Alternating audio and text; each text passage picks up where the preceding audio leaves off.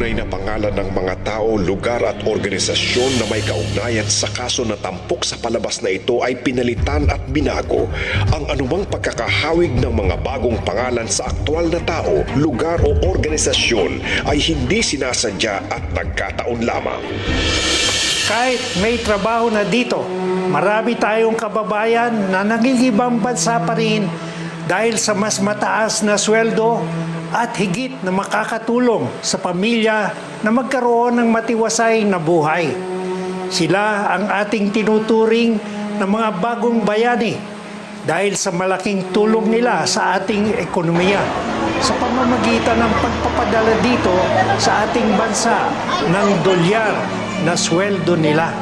Ngunit kung minsan may mga pangyayaring higit na nagpapahirap sa kanila na humahantong pa sa pagtitiwalag sa trabaho bago matapos ang kontrata. Ito ay